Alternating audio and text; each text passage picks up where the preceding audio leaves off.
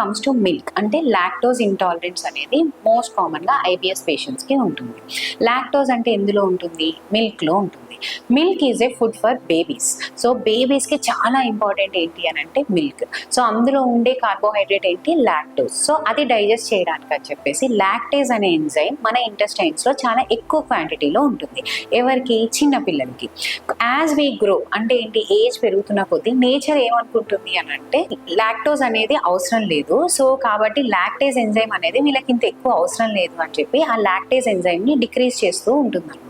So అలా lactase enzyme కొంతమందిలో మాత్రమే, అందరిలో కాదు, ఏజ్ పెరుగుతున్న కొద్దీ ఈ లాక్టేజ్ ఎంజైమ్ అనేది డిక్రీజ్ అవుతూ ఉంటుంది. సో వాళ్ళలో ఈ మిల్క్ డైజెషన్ అనేది తగ్గిపోతుంటుంది.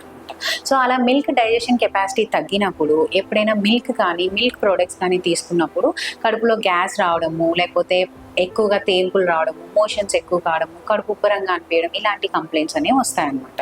సో ఇలాంటి వాళ్ళకి పేషెంట్స్కి మనం లాక్టోజ్ ఫ్రీ డైట్ అంటే పాలతో చేసిన ఏవైనా కానీ, కాఫీ, టీ, ఐస్ క్రీమ్స్, పాలతో చేసిన స్వీట్స్, పన్నీర్, చీజ్ ఇవన్నీ అవాయిడ్ చేయమంటాం. పెరుగు, మజ్జిగ మాత్రం తీసుకోవచ్చు అనమాట. So lactose free diet is recommended for IBS patients.